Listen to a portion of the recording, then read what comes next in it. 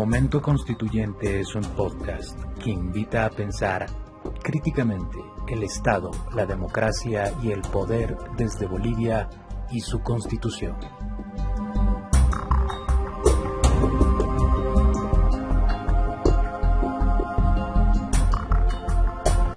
¿Qué tal, amigos? ¿Cómo están? Bienvenidos, bienvenidas nuevamente a un nuevo capítulo de nuestro podcast Momento Constituyente, un espacio en el cual estamos realizando y dedicando a que ustedes junto a nosotros y nuestros invitados pensemos críticamente el Estado, la democracia y el poder desde Bolivia y desde nuestra Constitución. Es de esta manera que la reflexión está abierta a todos, a quienes son tal vez expertos en el ámbito jurídico, económico, pero también a usted que es una persona que no necesariamente está involucrada en aquello, porque en última instancia el quehacer y todo lo que pasa en el Estado es algo que nos involucra en uno u otro momento, y por eso la invitación a que podamos dialogar en este espacio con ustedes. Bueno, y pues el día de hoy vamos a analizar nuevamente otro eje importante del texto constitucional. Como habíamos hablado y venimos hablando constantemente, tenemos un diseño de Estado que está contenido a lo largo de todo el texto constitucional, y hoy vamos a hacer referencia específicamente al área económica. Son 15 años que han pasado, más de 15 años en realidad de lo que se ha aprobado la Constitución, y bueno, surgen algunas preguntas, y más que todo en un contexto en el cual Bolivia hoy se está instalando, por lo que se viene diciendo por diferentes analistas, en un momento de crisis económica. Y ahí la pregunta es si es que el modelo funciona y si es que sigue vigente ese modelo que se ha aprobado hace 15 años, y vamos a ver qué otros elementos más pueden aportar a este análisis. Bueno, y antes de entrar a ello, permítame, y de darle también la bienvenida a nuestro invitado, hacer una pequeña introducción, viendo un pequeño cuadro que hemos preparado para ustedes, donde vamos a poder introducirnos a lo que viene a ser el tema que presentamos. Entonces vamos a ver un cuadro inicial, por favor, para que nos puedan colocar. Bien, básicamente, como decimos, vamos a hablar hoy del modelo económico que tiene nuestra Constitución, y aquí les mostramos un pequeño recuadro justamente que está en el artículo 306, parágrafo 2 de la Constitución. ¿Qué es lo interesante de esto? Se habla de un modelo económico plural, que objetivo, por lo menos normativamente, está en articular 4 modos de producción, que son la economía comunitaria, que tiene que ver con los pueblos indígena, originario, campesinos; la economía estatal, que está justamente comandada por el Estado y todo lo que viene a ser las empresas que cree; la economía privada, que está justamente a cargo de esta iniciativa y que va a establecer justamente mecanismos para generar lo que viene a ser lucro y está destinado a los actores privados; y finalmente la economía social cooperativa. Entonces, lo que plantea la Constitución es básicamente articular estos 4 elementos, y esto es lo que he denominado en un momento la economía plural. Y bueno, justamente para hablar de este tema, estamos hoy con nuestro invitado Joshua Bellot, quien es un destacado economista y analista, a quien ya le doy la bienvenida para que podamos entrar en tema. Querido Joshua, gracias por estar acá con nosotros. Bienvenido a este espacio, a este podcast Momento Constituyente. Miguel, muchas gracias por la invitación, y presto para poder conversar sobre estos temas que son sumamente importantes. Hay que aclararlos, hay que un poco desnudar también la Constitución, porque estamos viviendo un momento en el que probablemente también se piense en la necesidad de cambios en la Constitución que son sumamente importantes. No es una Constitución mala, pero es una Constitución que ayuda a, digamos, constituir un Estado tranca, un Estado que traba la actividad económica, que limita la actividad de los agentes económicos, y que, bueno, también ha sido mal interpretado en muchos de sus artículos, con seguridad. Así es, querido Joshua. Entonces, vamos a hablar sobre esto, y creo que la primera pregunta inicial es: empecemos caracterizando al modelo para luego ya entrar a ver cómo se ha venido implementando. Y desde ese punto de vista quería empezar con esta consulta: ¿cómo justamente desde el ámbito económico y práctico tú caracterizarías a este modelo que está definido en la Constitución? Mira, lo malo, digamos, de la Constitución y varios articulados que se tiene por lo menos respecto a la economía, es la participación del Estado, que en realidad está omnipresente en toda la actividad económica. Y el Estado, digamos que eso es lo malo, trata de suplantar al mercado.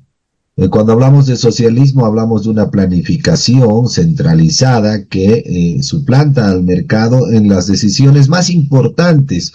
Y estas son como cuando doy clases en economía básica y les digo, un modelo económico, un sistema económico responde 3 preguntas: ¿qué producir, cómo producir y para quién producir? Entonces, en la Constitución básicamente se dice que el Estado lo va a hacer todo. Y esto es un error, Miguel, porque las decisiones políticas nunca se acercan a la realidad. No es posible que un político pueda definir un precio. El mercado debe definir el precio, la libre oferta y demanda deben definir un precio, porque ellos son los que tienen la información, ellos son los que están viviendo realmente la actividad económica. Un político desde afuera es básicamente imposible. Recuerda, antes del 85, cuando vivimos la hiperinflación, el ministro salía con su pizarrita, con tiza, ¿verdad?, en la tele, en el Canal 7, a decirnos el precio de la carne es tanto, el precio de la papa es tanto, y te daba toda una canasta de bienes con todos los precios. Pero, ¿será que el ministro sabía o tenía la mínima idea de los costos de producción de alguien de Chayanta o no sé, en Chayapata, en Oruro? Pues obviamente no, ellos no tienen la información, el político no puede tener la información, y por lo tanto el hecho de que el Estado empiece a definir cosas que el mercado debería hacer es un gran error. Te doy aquí algunos ejemplos hablando precisamente de la función del Estado en la economía. Nos dicen ejercer la dirección y el control de los sectores estratégicos de la economía. ¿Quién define cuáles son los sectores estratégicos? ¿El político? ¿El político sabe algo? ¿Sabrá de hidrocarburos? ¿Sabrá de minería? ¿Sabrá de industria? Y mira, durante estos 20 años encima hemos tenido gente que ni siquiera tenía una profesión y no tenía idea de muchas cosas. No es discriminar, pero obviamente zapatero a tus zapatos. Entonces, mira, ni el más estudiado profesional puede definir cosas que el mercado está llamado a definir. Y así como ese artículo, Miguel, son muchos otros que realmente dejan muchas dudas. Mira el artículo 8 de este capítulo, dice determinar el monopolio estatal de las actividades productivas y comerciales que se consideren imprescindibles en el caso de necesidad pública. ¿Saben la necesidad del pueblo? Por supuesto que no. Entonces, ese es el mayor error de nuestra Constitución, darle un protagonismo grande, digamos, al Estado en la actividad económica, cuando la actividad económica pertenece a los agentes económicos, a los que crean valor. El Estado no crea valor. Las familias y las empresas son los que crean valor y ellos son el centro de la economía y de la creación de riqueza. Pero, a ver, en esto, entremos en este tema, Joshua. Está bien, entiendo que hemos empezado a sacar algunos elementos que podríamos identificar como fallas, digamos, del modelo. Pero antes de profundizar en eso, porque hay mucha tela que cortar en esto, quizás convendría un poco apuntar o partir si podemos voltear la figura. ¿En qué sentido? ¿Qué fortalezas consideras tú que tiene el modelo actualmente definido en la Constitución? ¿O es que crees tú que definitivamente es nulo estas fortalezas? Mira, en realidad la teoría económica pues debería ser la base para ver qué tipo de fortalezas tiene un modelo plasmado en una Constitución. Tú hablabas hace un momento de economía plural. Pues eso es retórico, ¿no? La economía siempre es plural.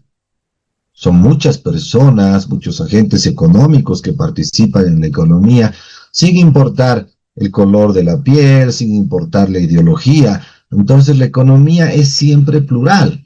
Entonces, mira, la Constitución tiene algunos artículos retóricos que lamentablemente han sido mal interpretados por el poder político.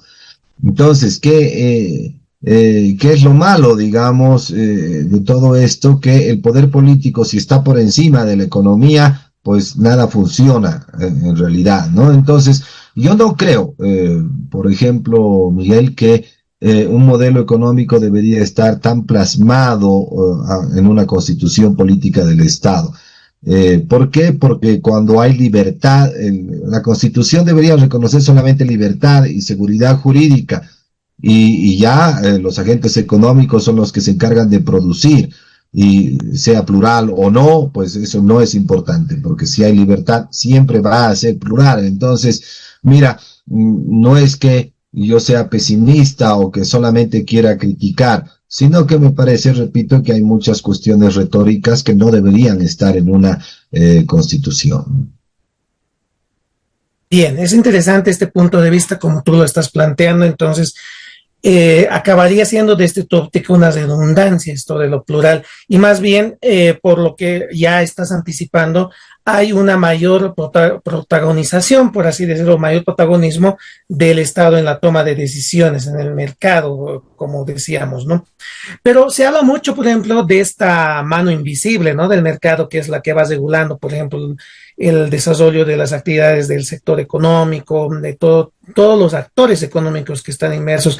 Y cuando se habla de este debate, por ejemplo, entramos a hablar incluso, y creo que conviene hacer una precisión, y creo que tú eres el indicado para esto. En algún momento se habló de un Estado liberal que garantizaba las condiciones mínimas para que el actor, el sujeto, desarrolle su vida económica, que entendería yo que estás apuntando por ese lado. Luego viene también una idea más de un Estado intervencionista, y ahí sí apelo a tu precisión técnica.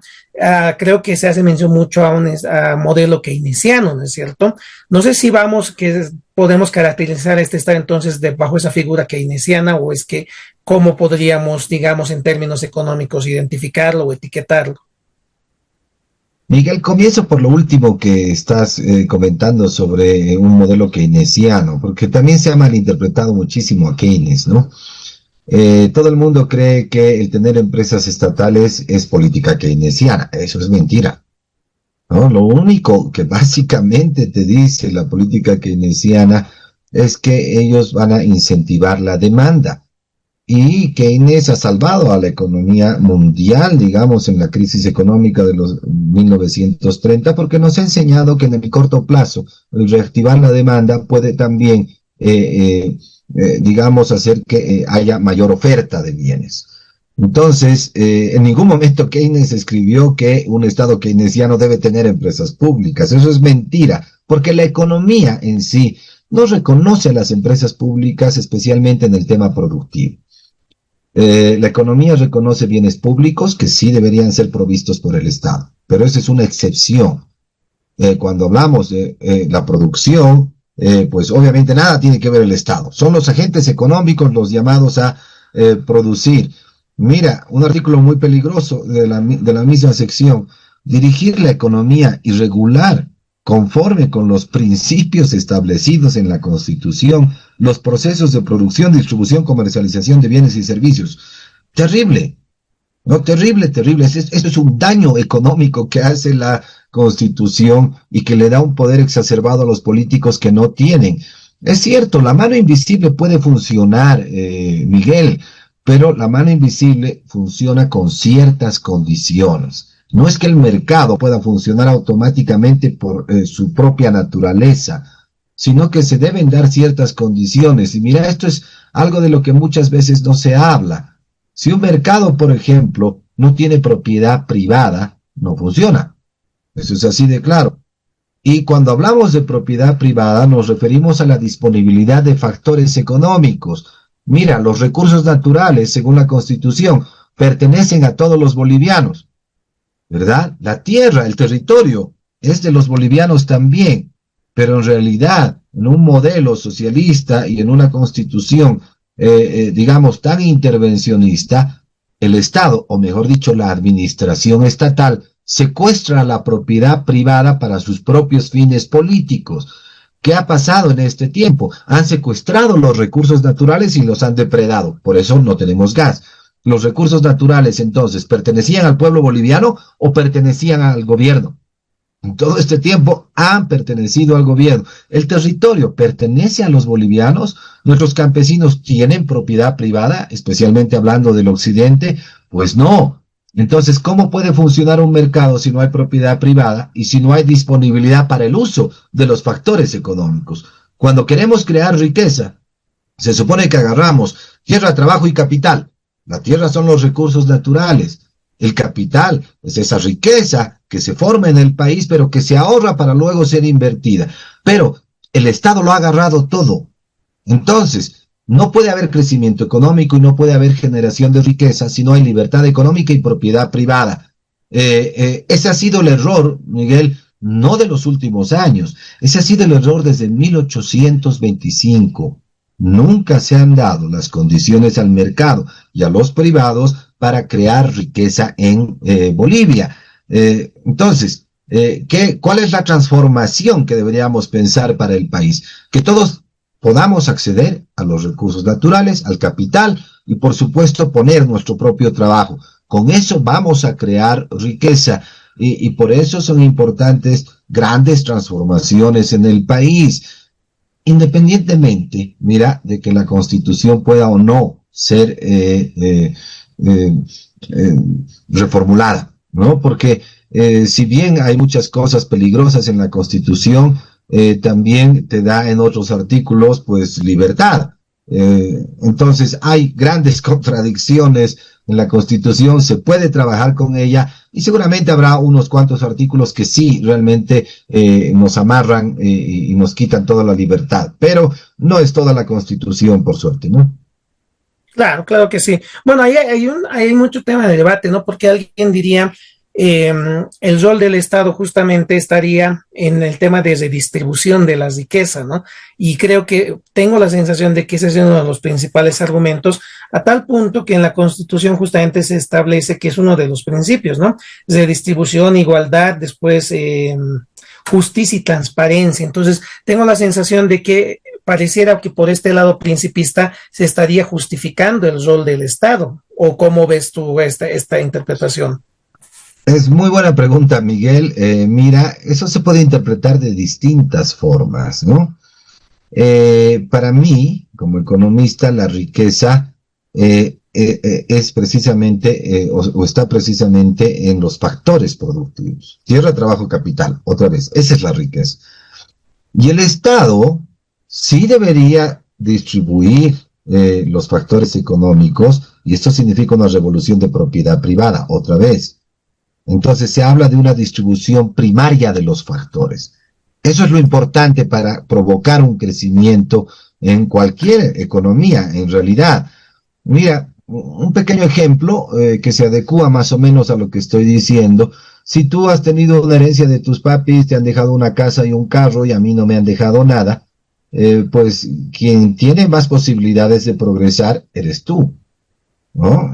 Claro, yo puedo tener mucha capacidad y me puede ir bien y tengo suerte encima y en el tiempo te he superado, pero en términos generales tú siempre vas a estar más aventajado que yo porque tienes una distribución primaria de los factores que te favorece. Tú ya tienes una casa y un carro, ¿verdad? En cambio yo tengo que trabajar para primero tener casa y luego carro, y tú ya puedes trabajar para tener una gran empresa, ¿verdad? Entonces no hay igualdad de condiciones.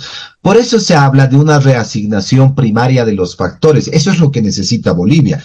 Cambiar estructuralmente el hecho de que, por ejemplo, los campesinos tengan propiedad privada de sus tierras, individual, ¿verdad? Entonces, si tú le das tierra a los campesinos, si tú creas un mercado de capitales en Bolivia, vas a poner a disposición la tierra y el capital y los recursos naturales, y los agentes económicos van a poder crear riqueza. Si la tienes secuestrada la riqueza, pues obviamente no. Entonces, mira, yo prefiero hablar de una distribución primaria y no de una redistribución. Esto, otra cosa que parece muy sencilla, pero es muy rica en el análisis. Bolivia es un país, desde 1825, en la que, digamos, somos 10 bolivianos, ¿no? 10 ciudadanos bolivianos. En Bolivia siempre hemos producido como 3 y 7 no. Entonces, como 7 no crean riqueza y no crean valor, se justifica un Estado redistribuidor. ¿Y qué hace el Estado? A estos 3 les quita y distribuye a estos 7. Y en realidad entonces estás distribuyendo pobreza, ¿no? ¿Qué queremos? Queremos que de estos 10, 7 u 8 produzcan valor, empleo, riqueza, para que estos 2 puedan vivir tranquilos del comercio. Claro. Y ya no necesitas un Estado interventor, porque la mayoría de los bolivianos va a tener acceso a la riqueza y a producir bienes y servicios para continuar este proceso de crecimiento económico. Ese es el cambio que se quiere en realidad con un nuevo modelo económico que realmente favorecería a todos los bolivianos y no solo a algunos, ¿no? Entonces, en Bolivia siempre hemos tenido una economía oligárquica. ¿Y quién ha mantenido la oligarquía de esta economía? El poder político. Ha favorecido solo a unos pocos y se ha olvidado de las grandes mayorías. Claro. Ahora, pero mira, hay algo que en este afán de hacer un análisis transversal de la Constitución, hablamos de la propiedad privada, ¿no? Y de hecho, hay una cuestión que me llama a mí la atención. Se hablan desde los derechos colectivos de los pueblos indígenas y en la misma Constitución de propiedad comunitaria también. Y eso, transversalizando con el tema de recursos naturales, viene el tema de la consulta a los pueblos. No tenemos casos que lo hemos vivido en años anteriores, pero entonces, en tu criterio, ¿deberíamos quitar esto de la propiedad comunitaria? Mira, este tema se ha utilizado sobre ideologizadamente. Ese es el gran problema. Se ha instrumentalizado y se ha utilizado a los pueblos indígenas para decir Bolivia es también morena, nunca hemos estado en el poder, ahora ustedes van a ir al poder. Pero los campesinos se han dado cuenta que de nada les ha servido este discurso retórico político, porque su vida no ha cambiado en nada, de hecho ha empeorado, han tenido que emigrar a las ciudades. Y por eso ahora las ciudades concentran la mayor cantidad de población. Entonces, mira, muchos de esos campesinos lamentablemente han venido a pedir limosna a las ciudades porque tampoco tenían nada que hacer acá. Y entonces a los campesinos esta política que tú dices les ha quitado básicamente sus tierras y la posibilidad de generar valor, de producir y todo esto. Entonces eso debe cambiar. Yo he hablado con muchísimos dirigentes, malcus, digamos, de comunidades, y ellos están cansados de la propiedad comunal, porque esta es la principal barrera para que ellos puedan progresar. Incluso a uno le pregunté y le dije, a ver, tú eres el que da las tierras a los pocos que se quedan produciendo, vas a perder ese poder, si ahora la propiedad privada de la tierra va a ser individual. ¿Estás dispuesto a eso? Y él me dijo, sí. Es que realmente hemos visto que este modelo ha fracasado. Probablemente, Miguel, se necesite un pequeño pedazo de tierra comunitaria, porque algún campesino me decía, lo bueno es que si en la ciudad me va mal, yo me voy a mi pueblo y la tierra es comunitaria y me tienen que recibir. Mira qué importante también ese análisis, ¿no? Pero para eso no necesitas hectáreas y hectáreas, necesitas un pequeño pedazo de tierra comunitaria donde la puedan compartir todos, pero para producir necesitas propiedad privada individual. No hay forma de generar riqueza si no hay propiedad privada, Miguel. Por eso un quinuero en Oruro necesita pues ser dueño de esa tierra para ir al banco, poner en garantía su tierra y prestarse platita para un tractor, para semilla, para otras cosas más, y con eso hacer que le vaya bien.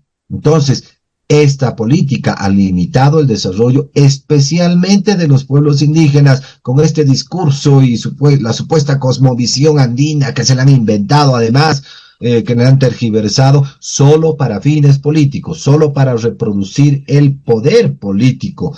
Y Bolivia, pues, no vive de política ni de ideología. Eso debe quedar claro. Bien.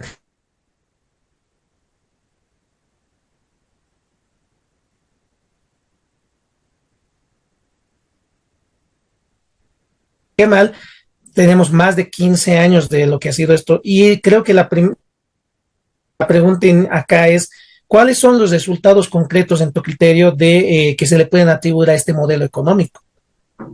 Ninguno, Miguel. Uno revisa los indicadores de pobreza y somos más pobres que hace 20 años. Bueno, en todo caso es un resultado, ¿no? O sea, ya sea positivo o negativo, ¿cuáles serían estos resultados? De acuerdo, sí, es un resultado. El empobrecimiento es un resultado. Mira, yo hacía unas estadísticas que eran interesantes, ¿no? Cuando uno ve el sistema financiero, por ejemplo, tú ves que un 80% de los bolivianos tiene menos de $500 en el banco, ¿ya? Uh-huh. Pero es muy optimista esa estadística. Esto se ve todavía muy bien. ¿Por qué te digo esto? Porque cuando haces el detalle, ves en realidad que las familias en promedio, el 2006, tenían como 550 bolivianos en el banco. Y para el 2023-24 tiene menos de 300 bolivianos. Esa es la realidad.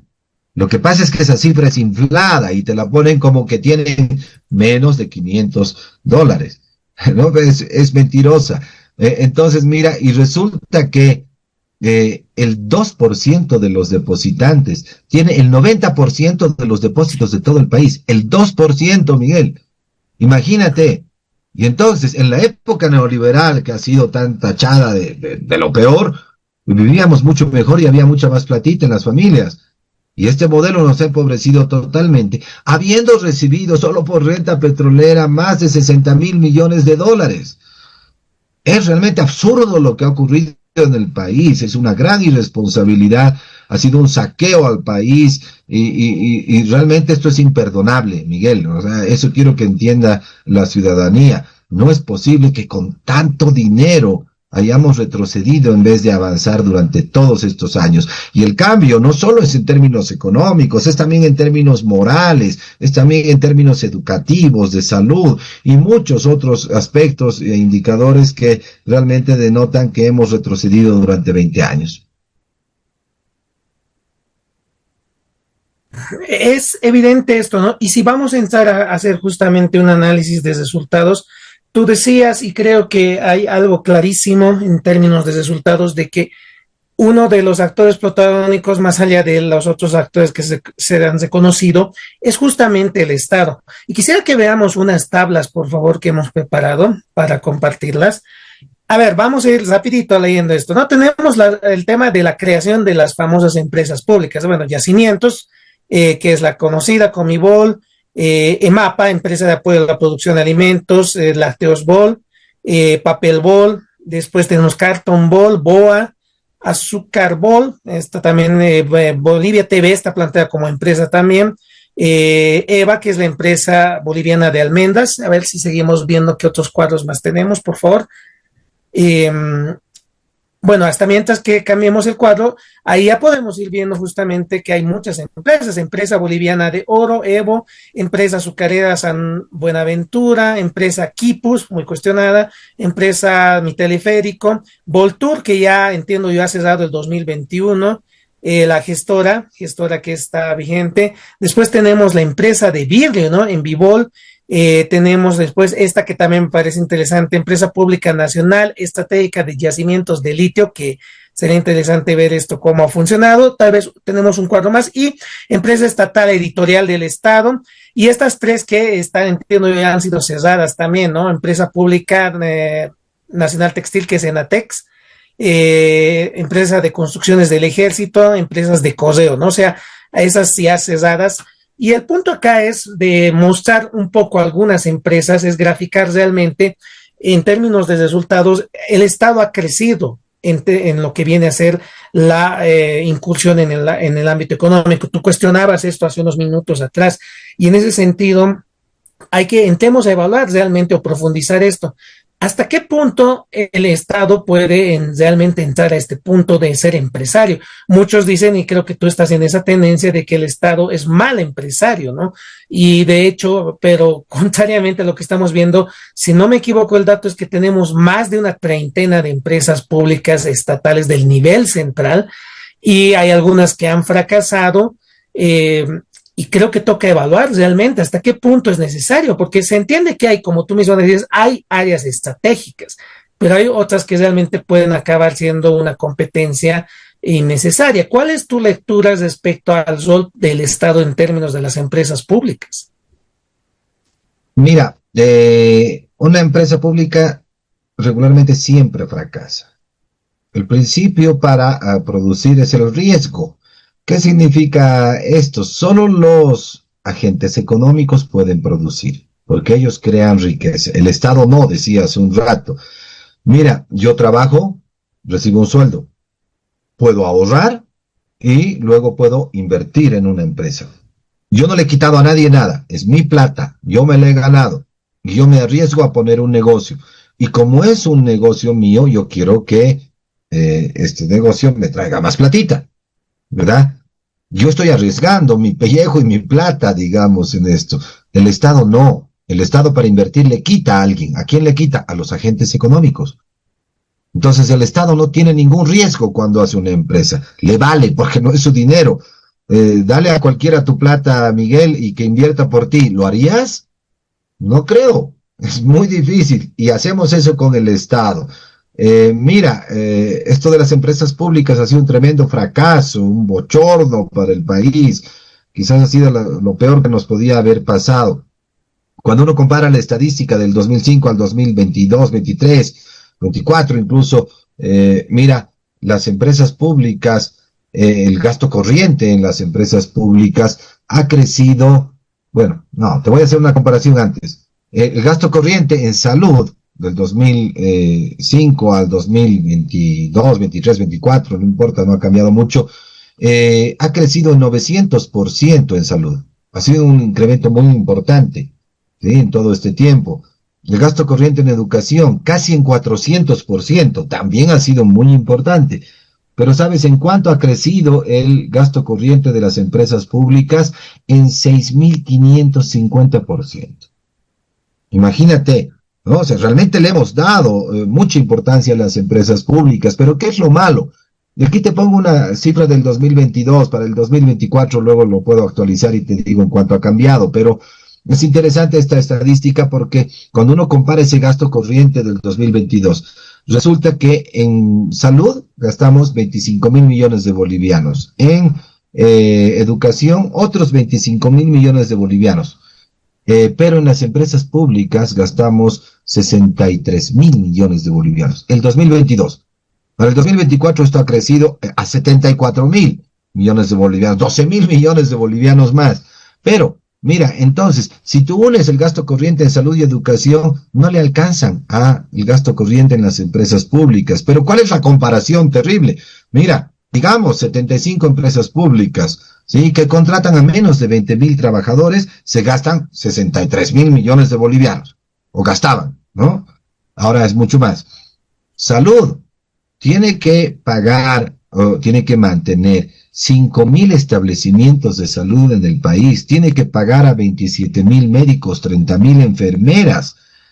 Educación tiene que mantener 15.000 establecimientos educativos y pagar a 180.000 maestros. Mira, o sea, y juntos educación y salud no alcanzan ni siquiera a lo que se gasta en las empresas públicas. Por eso las empresas públicas son un desastre. Y mira, yo no considero que haya empresas estratégicas, Miguel, lo he dicho hace un rato. Solo los bienes públicos pueden ser administrados por el Estado. ¿Sí? Ninguno más. Entel, por ejemplo, no es un bien público, es un bien de mercado. Debería ser siempre administrado por un privado. Es la única manera de que sea administrado eficientemente. Los hidrocarburos tampoco es un bien estratégico, por si acaso. Esto también debería ser administrado por privados. Los servicios básicos, sí. Salud, agua, electricidad probablemente, eso sí, y se puede combinar además ahí, ¿no?, para que sean más eficientes estas asociaciones público-privadas, pero después ningún otro bien y servicio puede ser administrado por el Estado porque siempre va a ser un fracaso, y el fracaso lo estamos viendo en Bolivia. Hemos gastado muchísimo dinero, hemos robado muchísimo y ninguna de estas empresas es eficiente. No, pero alguien ahí alegaría, por ejemplo, decir que, y hace una semana se vio eso, por ejemplo, acá en Bolivia, de que las utilidades, no ese dato habría que profundizar cuántas utilidades se tiene realmente, ayudan a financiar políticas sociales como el Juancito Pinto, por ejemplo. Entonces, ¿cuál sería la respuesta o el contraargumento a este tipo de sustentación para que las empresas públicas sigan vigentes? Mira, Entel es una de las que aporta el Juancito Pinto, ¿verdad?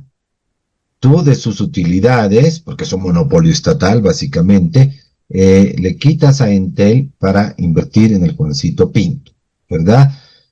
A ver, si recuerdo, el Juancito Pinto no debe pasar los 300 millones de bolivianos. Sí, el total de esos subsidios son como 6.500, casi todos renta dignidad. Sí, no debe pasar de los 300 millones de bolivianos. El costo de que Entel le pase al Estado y para este subsidio, digamos, a los niños, tendríamos que compararlo con la pérdida de eficiencia de Entel. Mira, Ajá. Entel no ha invertido, por ejemplo, en una fibra óptica interoceánica para mejorar el ancho de banda, Ajá. ¿verdad? Por eso que tenemos el internet más lento del mundo y el más caro del mundo. Entonces, si no hubiéramos pasado esos recursos, ¿cómo hubiera mejorado la educación en el país y la comunicación en el país? Incluso se hubiera abaratado muchísimo más. Entonces, si nosotros hacíamos eficiente la comunicación, el internet y todo eso, probablemente la educación hubiera mejorado muchísimo más que dando un bono de 100 o 200 bolivianos a un niño. Entonces Ajá. tenemos que ver las cosas en perspectiva, no solamente decir, sí, es un gran derecho que nos hemos ganado. Ah, pero ¿cuánto hemos perdido como país y cuánto han perdido los estudiantes por quitarle esa plata a Entel? Y además sabemos que si fuera privada, pues tendría muchísimas más utilidades y probablemente en impuestos le saquemos mucho más a Entel y podamos dar un bono, no hay problema. Pero no podemos volver ineficiente a una empresa. Tenemos el internet más lento del mundo y el más caro del mundo. Entonces, parece muy atractivo el discurso que acabas de dar y el discurso que dan pues los del gobierno para defender esos bonos, pero viéndolo desde esta perspectiva que te estoy comentando, el país ha perdido muchísimo más, Ajá. ¿no? Ajá. Entonces, Claro, y hay otro tema importante, ¿no? Ya asumamos que entramos a esta dinámica, como tú dices, que la mayor cantidad de estas áreas va al sector privado. En antaño teníamos las famosas superintendencias, hoy tenemos estas autoridades, ¿no? En diferentes rubros. ¿Tú estarías de acuerdo en que se mantenga esta fiscalización o es que cómo regulamos también el funcionamiento que se iría en tu hipótesis al sector privado? hablando de regulación, mira, el modelo actual te pone un viceministro de defensa al consumidor, ¿no ve? Ujú. Que ha tenido un rol muy protagónico y todo esto. El Estado no puede controlar los precios porque los precios los controla el mercado. ¿Qué debe controlar el gobierno y regular el gobierno? La libre competencia. Deberíamos tener un viceministerio en defensa de la libre competencia. Eso es lo que necesitamos para que el mercado regule los precios hacia abajo, empuje los precios hacia abajo, porque cuando tienes competencia hay mayor bienestar para todos los bolivianos.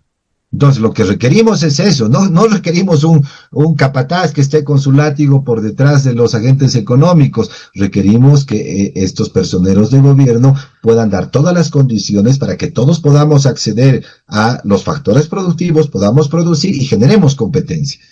El gobierno evita que hagas todo. Mira, hablando de producción y de restricciones, yo conozco mineros que hace 25 años han explorado un paraje. Le han Ujú. pedido al gobierno que les dé 4 cuadrículas para producir y en 25 años el gobierno no les ha dado. ¿Por qué? Porque no es un adepto político a ellos.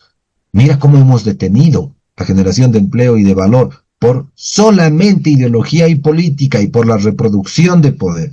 Entonces lo que tú necesitas es libre competencia y eso significa propiedad privada y acceso a los recursos naturales. Si tú das ese acceso, entonces vas a crear riqueza, vas a crear empleo. Ahora, claro, ¿cuál es el problema cuando haces eso y eso es muy libre? Que, por ejemplo, pueden dañar el medio ambiente. Ah, entonces el Estado sí debe tener un rol importante para que se cuide el medio ambiente, para que se respete la salud de las personas, que se cumplan entonces algunas reglas, ¿no? La libertad, como ya se ha oído muchas veces últimamente, tiene un límite, y ese límite es que si yo empiezo a afectarte a ti, pues ya, eso no es libertad, eso Exacto. es libertinaje. Entonces, a Ujú. eso se tiene que dedicar el Estado, pero no a limitar la actividad económica como lo ha hecho durante todo este tiempo. Bien, bueno, entonces a esta parte ya para entrar al último bloque, tal vez una de las cuestiones que también vale la pena analizar, aunque ya lo has ido dejando, digamos, entrever en las intervenciones que has tenido, es ¿cómo evaluamos entonces el modelo en sentido de incentivar al privado? Y voy a poner ejemplos bien concretos y creo que recurrentes. Me voy al tema tributario, por ejemplo, ¿no? El tema tributario realmente es un modelo que permite y que fomente al actor privado. Y digo esto porque tú lo conoces mejor que yo, estamos en un escenario en el cual se caracteriza por la informalidad, ¿no? La economía que tenemos es altamente informal y asumo que una de las causales es justamente el tema tributario, porque es bien complejo el diseño que se tiene actualmente y no sé cuánto haya podido mejorar o beneficiar el diseño que se tiene en la Constitución para que esto mejore o empeore en su defecto. Mira, otra vez, pues es una de las áreas más problemáticas que existen en el momento, ¿no? Gracias a Dios el presidente Rodrigo Paz va a dar un perdonazo tributario. Muchos pueden criticar, pero es que es realmente un absurdo, ¿no? Mira, hace unos días tuve que pagar una multa por una mala factura supuestamente de hace 5 o 6 años. Y claro, la factura estaba a mi nombre, la factura estaba con mi NID, pero como era para descargar para mi sueldo, no me aceptan con el NID. Con el 013 adicional no me aceptan y he tenido que pagar una multa de más de 1,000 bolivianos. Y encima, repito, después de 5 años. Es realmente un absurdo. Por eso somos el tercer infierno fiscal del mundo. Una de las principales limitantes, entonces, de la actividad económica es precisamente todo este sistema impositivo que persigue, que limita la actividad económica y la libertad económica, ¿no? Hay que hacer una reforma, sí, los impuestos tienen que bajar, por supuesto que sí. El código tributario se tiene que reformular, sí, básicamente en todo, porque es un desastre ese código tributario.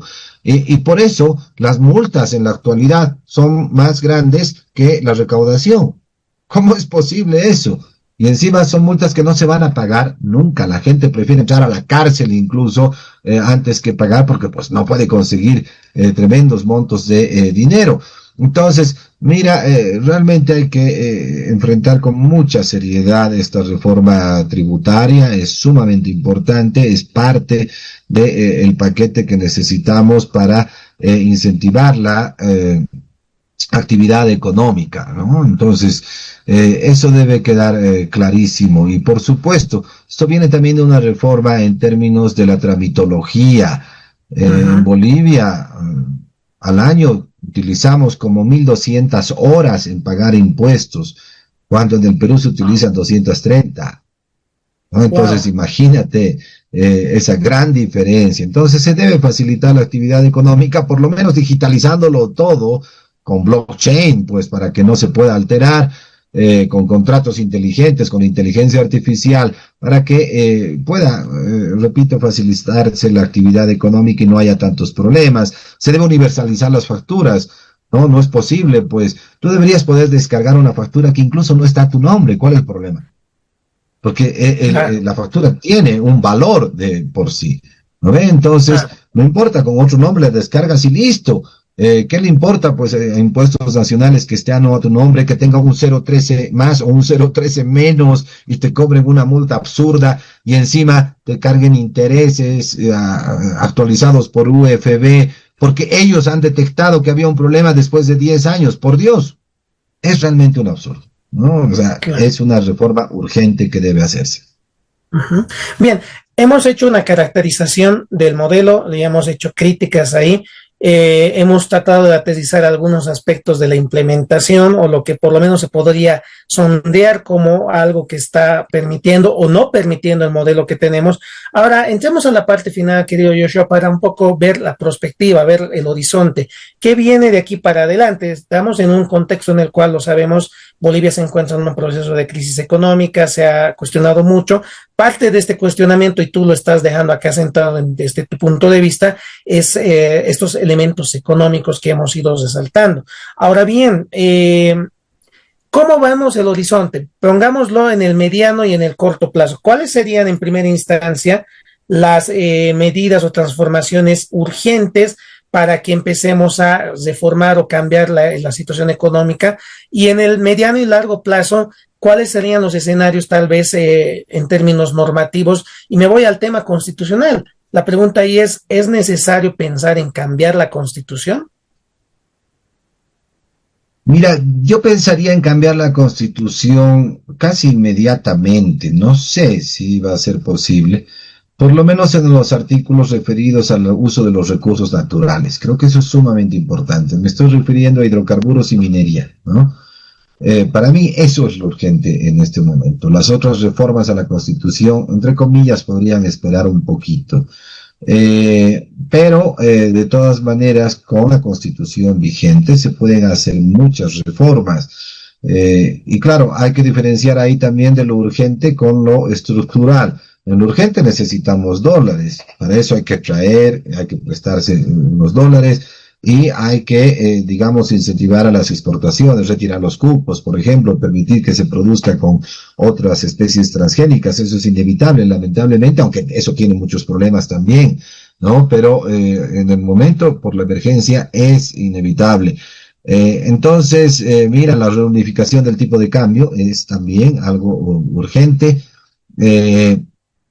Entonces, hay varias medidas que se van a tomar en el corto plazo. Bueno, retirar la subvención a los hidrocarburos también es urgente, nos guste o no.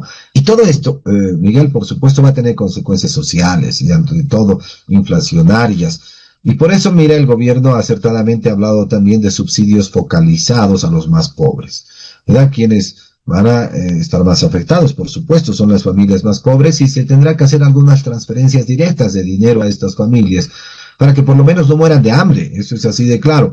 Y las familias que tienen un poquito más de ingreso tendrán que aguantar, tendrán que restringir algunos gastos, tendrán que reordenar su canasta de consumo, pero por lo menos no van a morir de hambre, ¿no? Entonces, es un tiempo que hay que esperar. Los procesos de estabilización tienen medidas duras siempre, y lo importante es amortiguar un poco los efectos, ¿no? Entonces, mira, esa es la idea del gobierno. Entonces yo creo que a mediano plazo se va a lograr estabilizar la economía y se tendría que pensar en reformas estructurales paralelas para que podamos alistar al mercado y a los agentes económicos para empezar a generar riqueza, o sea, reactivar la economía. Esta es la parte más importante, Miguel, porque mira, si estabilizamos la economía, quedamos como el 2017-18, digamos. ¿Qué diferencia habría? Ninguna, nada habría cambiado en Bolivia, solo tendríamos estabilidad. Pero no queremos tener solo estabilidad, queremos crecer. Eso es lo importante. Bolivia se ha rezagado respecto a todo el mundo. Entonces debemos crecer a toda velocidad. Y para eso, pues son estas reformas que yo te he ido comentando, ¿no? Sobre la propiedad privada y todo esto. Esas son las bases. Hay que sentar las bases del mercado para que el mercado realmente pueda ser la mejor institución que cree riqueza en el país, que asigne estos recursos escasos a sus mejores usos, como lo dice la economía. En una frase, Joshua, ¿cuál sería, en tu criterio, el nuevo horizonte económico que debería tener Bolivia? Hemos tenido 20 años de este modelo que se ha denominado economía plural, que también ha tenido diferentes apelativos, ¿no? Por ejemplo, se habla del modelo económico, social, comunitario, productivo, muy rimbombante desde ya, pero sí, hemos pasado todo un proceso y ahí lo que te decía, ¿cuál es la visión económica desde tu punto de vista que Bolivia tiene que tener? Entramos a un nuevo ciclo político y desde luego parece ser que el péndulo también económicamente está girando a otro lado. Entonces, ¿cómo ves esto?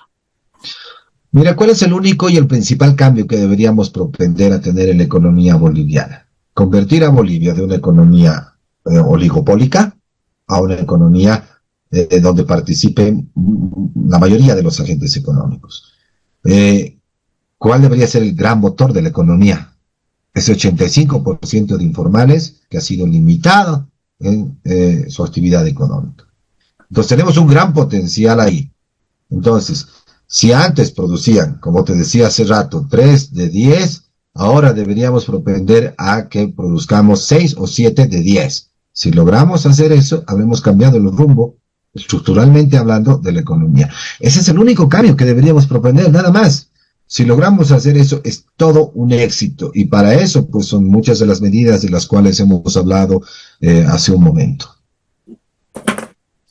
Bien, excelente, Joshua. En realidad creo que en todo este balance que hemos hecho y este análisis en este capítulo del podcast, creo que está claro que si bien el modelo económico está escrito en la Constitución, pero parece ser que su verdadero destino se va a escribir en la realidad, en el día a día con lo que la gente vive cotidianamente, y bueno, ahí ya cada quien podrá sacar sus criterios en base a lo que hoy hemos venido escuchando, pero si hay algo importante que esta charla, esta conversa nos está dejando es justamente la necesidad de pensar y de informarnos y de participar en este proceso que hace al modelo económico, ¿no? Porque de una u otra manera todos somos actores económicos desde el punto que nos encontramos, ya sea de actores privados, en el caso de los servidores públicos también, porque en alguna medida asumirán alguna acción, o como tú mismo has dicho, incluso es una acción, la omisión también, que tal vez que desde tu punto de vista en algunos casos es más conveniente que el Estado deje de hacer y deje más bien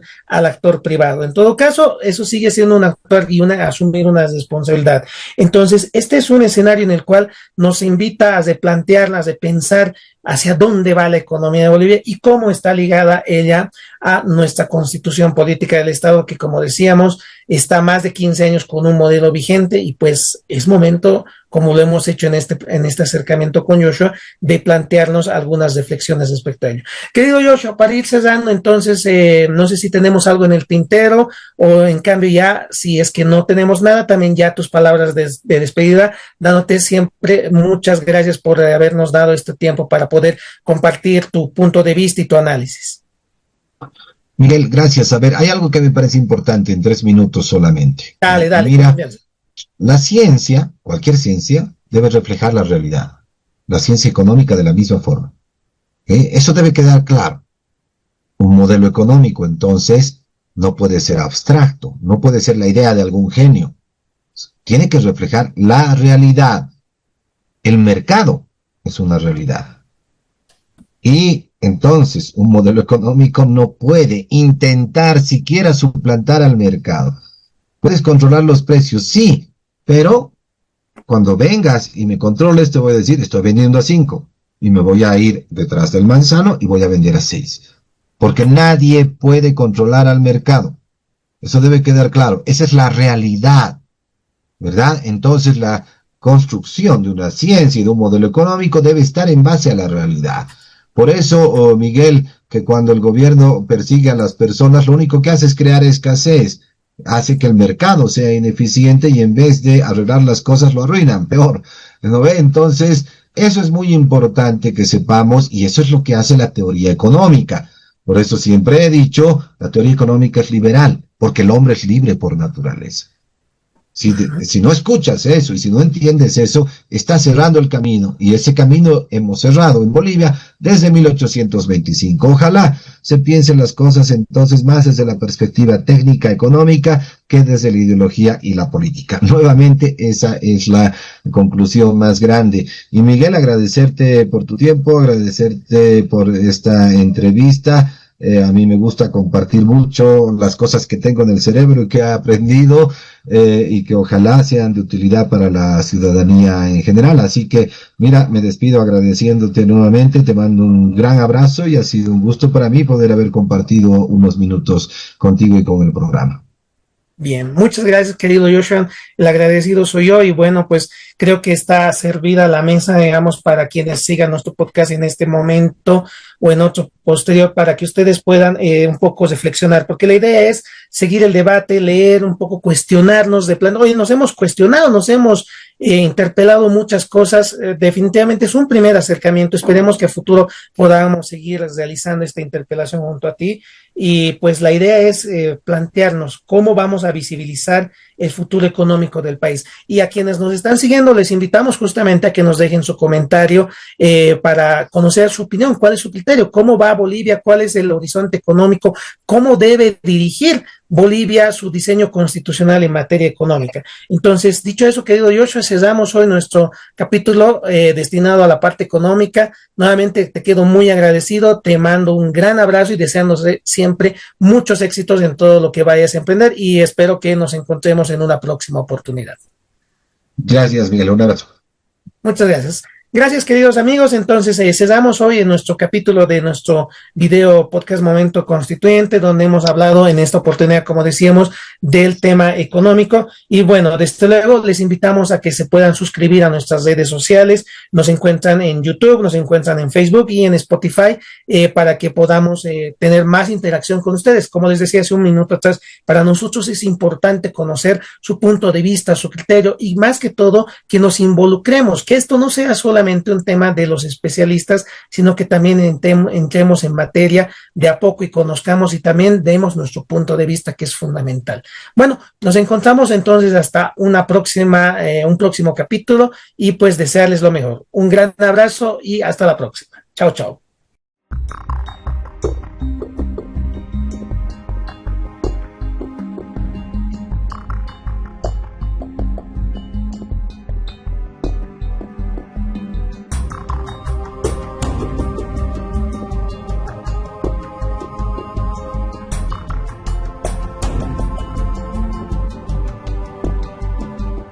Momento Constituyente es un podcast que invita a pensar críticamente el Estado, la democracia y el poder desde Bolivia y su Constitución.